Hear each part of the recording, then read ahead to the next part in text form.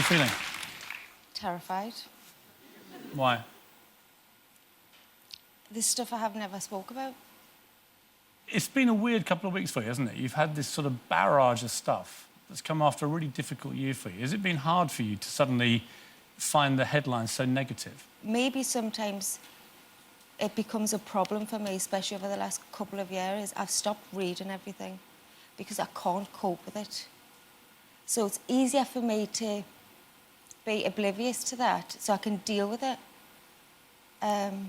So I'm not sure of all the bad stuff. I know what's going on, obviously. And I have experienced negative press before, and it's horrible. What kind of reaction did you think you'd get tonight from the audience? Do you know what? I've had some... You wouldn't believe the support I've had from the public. It's like... It's overwhelming, and it makes me strong.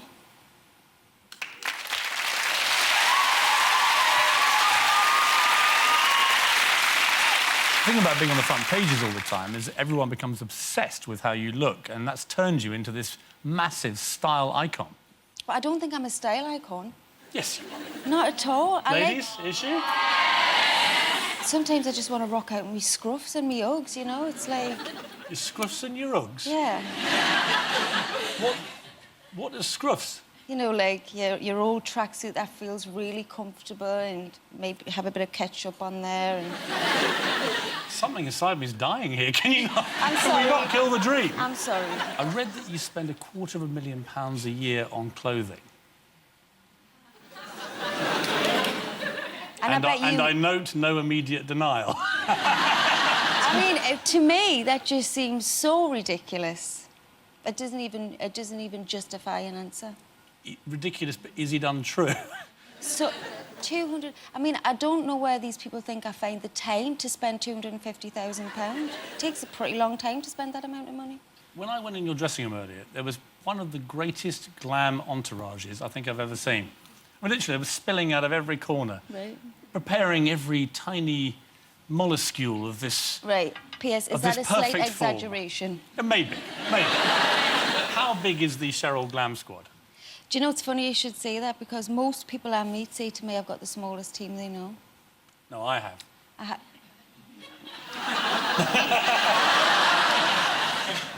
And it shows, I know. When you pick up a newspaper and you've not been looking your perfect best, do you feel, again, that particular pressure that female stars feel? Oh, I feel pressure. Too, right? Yeah, of course. So I remember working with Amanda Holden on Britain's Got Talent when Kelly Brook got signed, and she went into a kind of meltdown for 3 days because we'd walk out and she'd have to face the press every day with Kelly coming out looking like a supermodel. I think that's really sad, actually, that people pit women against each other like that. Because Amanda is beautiful in her own way, but she might not have Amanda's brains. No, she hasn't. No offence.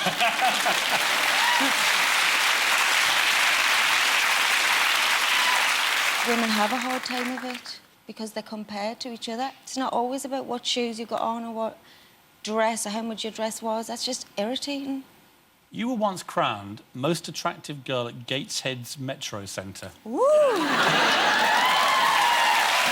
That's not embarrassing. Were you proud at the time? Was this a big moment? Proudest moment in my life. How do you think your personal style's evolved, though, from the days of the Gateshead Metro tournament? I've seen pictures of you then, and, you know, you were very much a young thing trying to make your way in fashion. I was a teenager, yeah. Yeah. And I was very much a tomboy. And I wasn't surrounded by glamour. I wasn't one of those girls that went out and bought all the magazines off the shelf or anything like that. I just kind of plodded on with my own thing. I used to watch performances and probably try and dress more like a costume than an outfit. You know, more like a pop star. Who did you like to imitate? Anyone? Was there anyone that inspired you, fashion-wise? Britney. Really? Yeah. That would explain some of the outfits. And people like TLC. I thought myself a bit of a hip-hop girl. So I wanted to wear baggy trousers and Timberland boots and... But that's not where you've got to now, is it? I mean, I don't tonight, think if you asked anybody what they wore when they were 16, they'd be the same now at 27. I would like to not think so. Well, I'm glad you asked that, because we have actually got some photographic evidence to remind you of some of the Cheryl Cole looks over the years. What I want you to do is just tell me which ones you thought worked and which ones... which ones maybe weren't quite so successful. So I think we'll start with the sporty Cheryl look.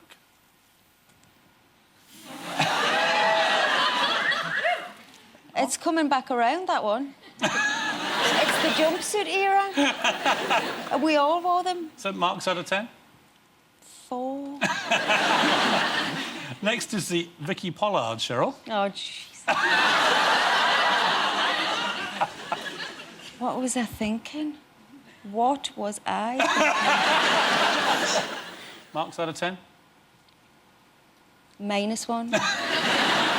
Now we're seeing a bit of a transformation here.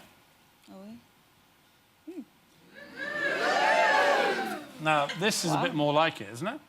It's a little bit strange looking back because I know how I felt then and I feel like a different person. How did you feel then? Like I was just starting to grow up, if you know what I mean. Mm. When you look at Cheryl there, do you think you were happier then than you are right now? In some ways. What ways? I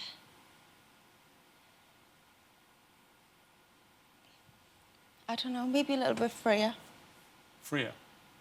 Just a little bit, like, it's got to a point where the paparazzi are intimidated. And I got so associated them so much with pain that now it's not fun like it was then. They're only after one thing, really, you looking upset. As it goes with the story. Cheryl Cole, the girl next door who is anything but ordinary. If I knew what made Cheryl special, I'd literally bottle and sell it. I just think it's the aura she gives off. I don't know how to explain it. Cheryl's popularity is off the scale. Everybody loves Cheryl, people of all ages. Cheryl's just the perfect pop star. Through sheer grit and determination, Cheryl has become one of the biggest stars in Britain. From the beginning, she came into this world knowing what she wanted. She believes she can walk through glass. And you know what? She can. Do not underestimate Cheryl Cole. She's not stupid. She knows exactly what she's doing. I mean, she has me wrapped round her little finger. From an early age, it was clear that Cheryl was going places. The first day I took her to the dancing school, this teacher at the end of the first class came out and said, you know, she's very special, she's got something special here.